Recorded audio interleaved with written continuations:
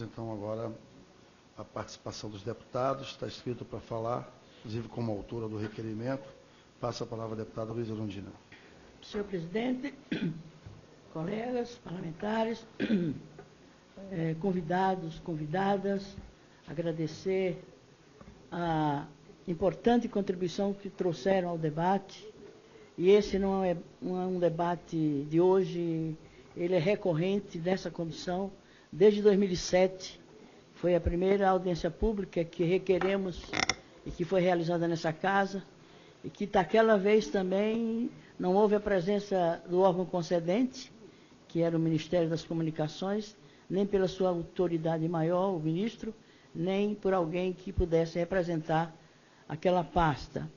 E também é a única empresa que compareceu, aquela de 2007, que compareceu hoje, é a Rede Globo, que não faltou em nenhuma dessas audiências e tem enfrentado esse debate e tem tido uma atitude de respeito com essa casa ao comparecer a essas audiências e para colocar sua posição, né, sem nenhuma discussão do mérito delas, mas a atitude do Sistema Globo tem que ser registrado, o que não ocorre com todas as outras emissoras. Eu estou vendo aqui as cópias de requerimento de 2007, 2009, 2012, e todos os empresários convidados, todas as empresas convidadas, nenhuma compareceu a nenhuma dessas audiências, que é a SBT, a Record, a ABRA, a Central Nacional de Televisão, CNT, que é a que hoje está, né, na agenda da mídia pelo escândalo que é conceder ou fazer uma subconcessão de 22 horas de sua grade diária a um credo religioso, né, onde há o pluralismo religioso no país, pelo menos tem que respeitar o princípio da isonomia, né, e sem nenhuma consulta ao órgão concedente.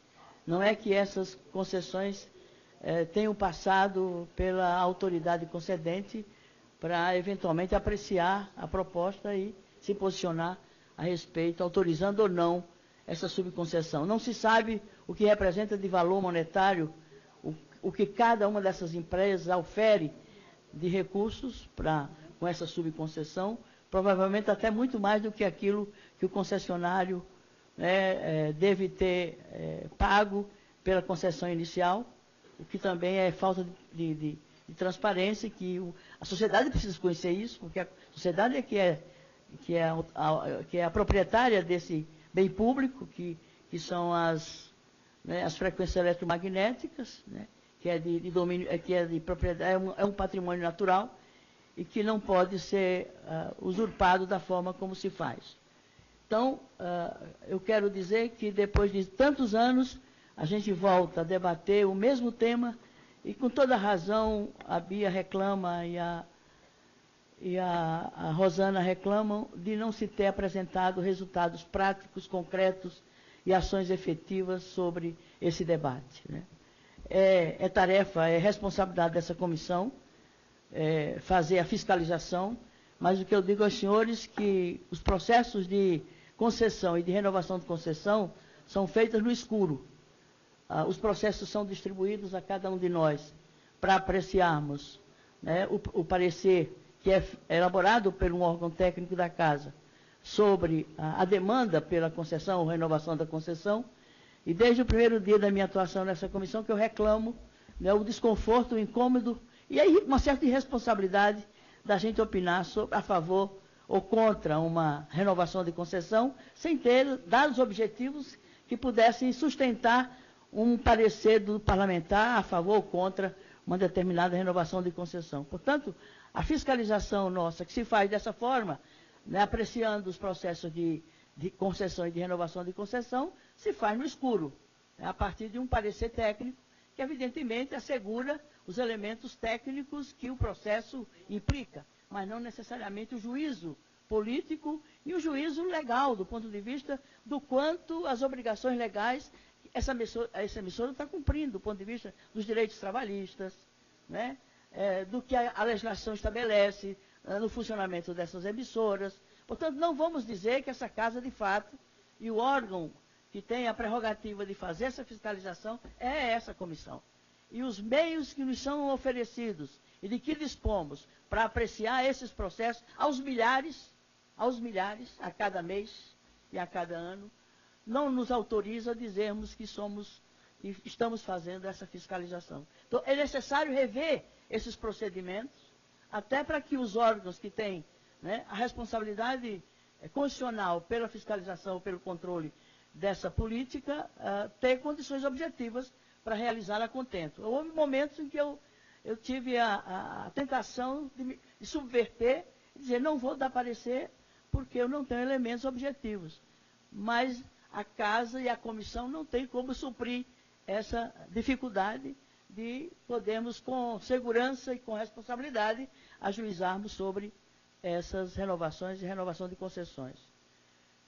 Eu tentei algumas vezes, quando chegaram processos de renovação de concessão das cabeças de rede. Né? Você tem as cabeças de rede, elas que espalham aos milhares, se não às centenas, aos milhares, né, de subconcessões pelo país afora, né? As que vêm em decorrência daquela concessão principal da cabeça de rede. E antes da renovação, depois de 15 anos, de concessão de televisão, e renovação depois de 10 anos, é a quarta renovação que essa casa já fez, pelo tempo que eu já estou aqui. É a quarta renovação que já se faz. E eu tentei, pelo menos, aprovar um requerimento de audiência pública para apreciar a renovação e ter um mínimo de elemento de dizer, olha, é justo que se renove nesses termos, o que é que precisa exigir dessa emissora no sentido? Porque a realidade muda, os meios de comunicação mudam, a tecnologia muda. Se supõe que um processo, uma concessão, uma outorga feita há 40 anos atrás, será que não há nada a aperfeiçoar na operação desse serviço, na concessão, na realização de um serviço público? Claro que tem.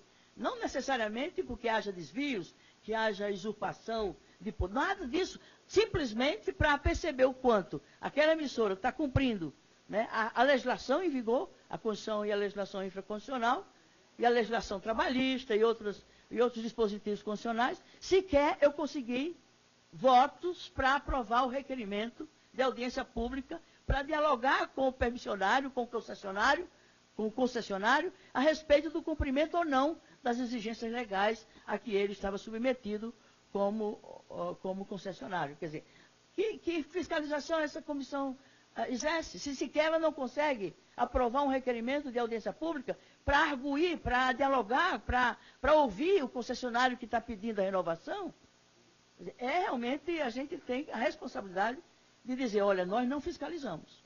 Nós fazemos um processo formal, né, depende do parecer do órgão técnico, que fica restrito, adstrito, evidentemente, às normas, aquilo que está estabelecido, né, nas regras, né, e nos limites legais, e fica por isso mesmo. Então, não é verdade que se exerça a fiscalização, nem pela Câmara, nem pela Câmara, por essa comissão. Não acredito que no Senado se faça o mesmo, não há meios. E o prazo de concessão é muito longo, 15 anos TV e 10 anos rádio é muito longo. E uma renovação por 4 vezes, são 45 anos de concessão de um serviço público, sem nenhuma restrição, sem nenhuma melhoria, sem nenhuma possibilidade de aperfeiçoamento de uma concessão de um serviço com o nível de peso, de importância, que é o domínio da informação, da comunicação. Por outro lado, quando se fala, por exemplo, na concessão do horário eleitoral, e que a todo mundo diz, não, mas isso é de graça. De graça não. O poder público abre mão do tributo que é pago por essas empresas para poder veicular os programas de televisão no horário eleitoral. Não tem nada de gratuito. É uma dispensa de contribuição de tributos. Portanto, exime o empresário, o concessionário, de tributos tais para poder realizar aquele programa eleitoral gratuito, que não é gratuito nenhum, se tira do tributo que deveria ir para os cofres públicos para bancar as políticas públicas, outras políticas públicas, não necessariamente essa política de comunicação. E a distribuição desse espaço eleitoral também é desequilibrado, não é isonômico, dependendo do tamanho dos partidos, um tem 12 minutos, outro tem 6 minutos, o outro tem 2 minutos, ou menos de 2 minutos. Portanto, há um desrespeito a um princípio da isonomia que é constitucional. E os senhores falaram e cobraram, com toda razão, a regulamentação né, da Constituição Federal. O capítulo 5º, que trata da comunicação social, apenas um artigo, o 204, foi regulamentado em 91, que é o Conselho de Comunicação Social. Está desatualizado, que não corresponde à realidade do sistema de comunicação do país, né, que funciona pessimamente. A representação da sociedade civil é absolutamente limitada e sem garantir a cobertura de todos os atores, todos os segmentos que estão nesse segmento das comunicações do país. É o único artigo que foi regulamentado. E essa comissão já aprovou projeto de regionalização, atentando para a regionalização da cultura regional, a regionalização da programação, e está engavetado no Senado há décadas, há mais de uma década. Portanto, o artigo 51 da Constituição, que estabelece claramente, né, que detentor de cargo público de mandato popular não pode ser concessionário de rádio e TV, e essa comissão, a maioria dos membros dela, ou são concessionários, ou representam interesse de concessionários.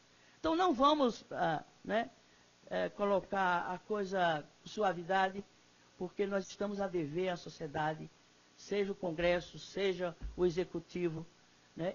E a sociedade precisa estar mais organizada, e já avançou muito. A primeira Conferência de Comunicação Social, e o resultado dela se desdobra hoje, por exemplo, num projeto de lei de iniciativa popular, né, com plenas condições de regular e de estabelecer um novo marco regulatório, de modo a colocar essa política num patamar de modernidade e atualidade que não tem.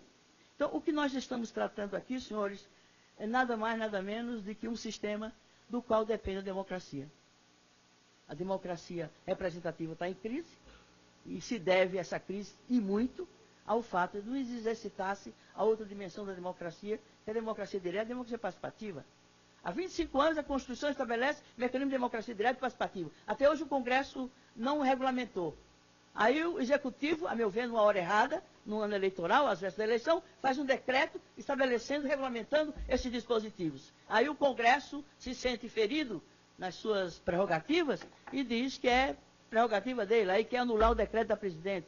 Enfim, não se regulamenta aquilo que é conquista constitucional da participação cidadã, da democracia direta, da democracia participativa. Eu peço desculpas da ênfase da minha manifestação, é que eu já estou num tempo de vida, de luta e de militância, que eu já não tenho mais aquela paciência histórica que Paulo Freire falava. Quer dizer, porque eu não tenho mais muito tempo para esperar.